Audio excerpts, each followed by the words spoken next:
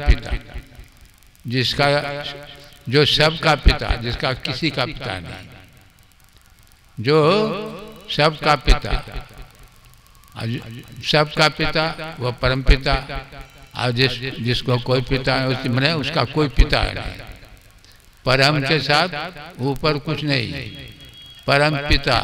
हम आपका जो है एक परम शरीर का पिता तो आप जान भी करते हैं, समाज में आप देख रहे हैं। शरीर के संबंध में कहा नहीं जा रहा है, शरीर में जो बैठा है जीव, उसी के संबंध में कहा जा रहा है कि जीव जो है उसी परम पिता के बच्चे हैं। ईश्वर अंश जीव अविनाशी, चेतन अमल सहज सुखरास।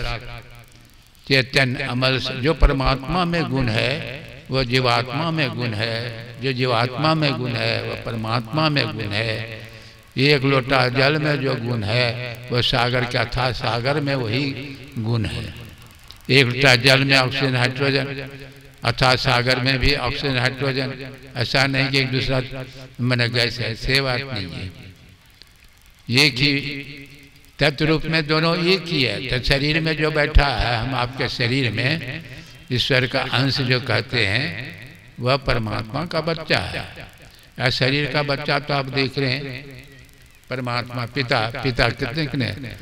देखिए बुद्धि आप दौड़ाएंगे समझ में बात आएगी कि आदि पुरुष को एक ही होगा, दो नहीं हो सकता। जैसे आपको 2-3 पीढ़ी की बात याद है, दादा परदादा सरदादा 2-3 पीढ़ी की याद है। आप बढ़ते जाइए बढ़ते जाइए, अंत में उसका पिता, अंत में पिता जो है वही परम पिता, फिर वही कोई नहीं, फिर उसके परे कोई नहीं, परम पिता।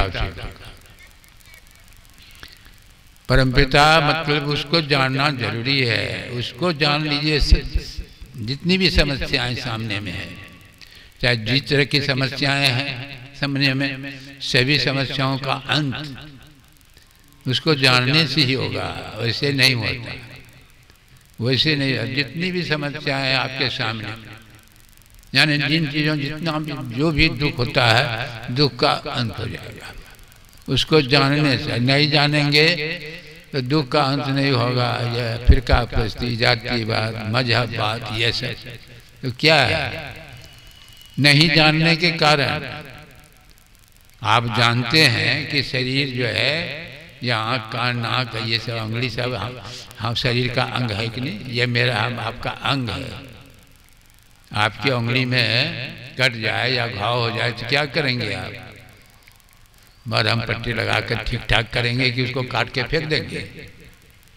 नहीं, काट ऐसा ही लोग हैं बहुत, काट को फेंकने वाला, काट कर फेंक दिया। शरीर का अंग है, उसी तरह सारे मानव सृष्टि, सारे जीव परमात्मा पिता के अंग है, ऐसा अंग है, उसको जानना जरूरी है। इसलिए वेद भगवान कहते हैं जो उसको जान लिया क्या हो जाएगा? तब जानने से जानत तुम्हें हो जाएगा। यदि उसको जान लिया तो क्या हो जाएगा? नहीं वो सुने होंगे वेद उपनिषद की वाणी, यदि इस जन्म में ब्रह्म को जान लिया तो सारे दुखों का अंत हो जाएगा। जान लिया। अब वेद भगवान पढ़ा मंत्र क्या सुने थे? उसको जगत प्रसव करता का तत्व ज्ञान,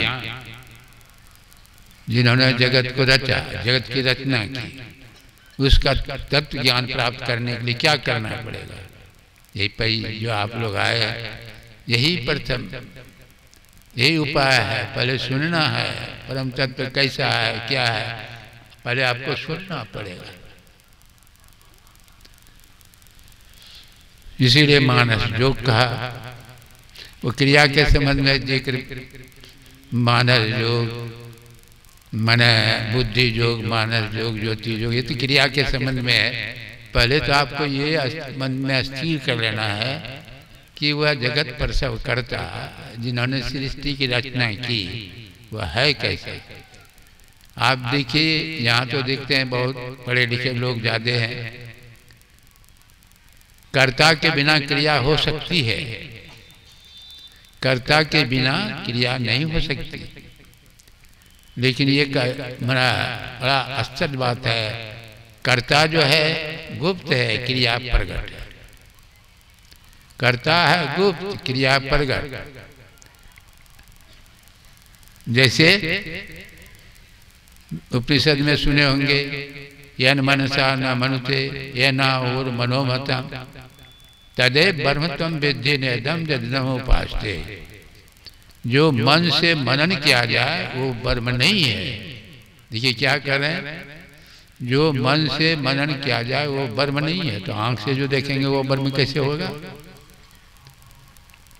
तब ब्रह्म क्या है? जिस शक्ति से मन मनन करता है वो ब्रह्म है।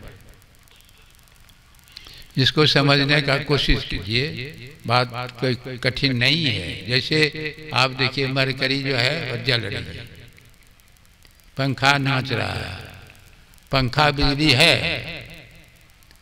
पंखा बिजली नहीं है। जिस शक्ति से पंखा नाचता है वो बिजली है। तो बिजली आपको दिखाई पड़ती है? बिजली दिखाई नहीं पड़ती है। किस आधार पर कहते हैं बिजली है? पंखा नाच रहा है, मरकरी जल रही है, इसलिए कहते हैं बिजली है। पंखा का नाचना बंद हो जाए ना तो कहिएगा कि बिजली गुम होगी, तो बिजली का ज्ञान हो गया? नहीं नहीं, हो सकता है पंखे में गड़बड़ी आ गई हो, फ्यूज हो गया हो मरकरी। बिजली का ज्ञान कैसे होगा? एक शक्ति है, एक ऊर्जा है, वैज्ञानिकों ने जिनको एनर्जी कह दिया, वह शक्ति हम आपके अंदर भी काम कर रही है। जैसे जिस शक्ति के आधार पर पंखा नाच रहा है उसको आप नहीं देख पाते, वह कैसा है क्या है नहीं देख पाते, उसी तरह हमारे अंदर वह शक्ति काम कर रही है। जिस आधार पर हम चल रहे हैं, बोल रहे हैं, खा रहे हैं, देख रहे हैं, वह हम आपके अंदर में वह शक्ति काम कर रही है। मतलब सारे सृष्टि में उसी को कहा गया सुपर पावर, सर्वशक्तिमान। वह शक्ति कैसी है जो पृथ्वी को घुमा रही है उंगली के इशारे पर? एक महान यंत्र की नाई पर चालित हो रही है सृष्टि। वह शक्ति कैसी होगी? कितनी बड़ी शक्ति! उंगली के इशारे पर तारे ग्रह उपग्रह सब, और वही उसी शक्ति के इशारे पर हम आप भी घूम रहे हैं। वह शक्ति कैसी है आप बता सकते? कोई बता सकता है? जो इंद्रियों का विषय नहीं वो कैसे हम उसका बखान करेंगे? लेकिन वह शक्ति कैसी है? ये जो बिजली का आविष्कार किसने किया? बिजली का आविष्कार जो है एडिसन।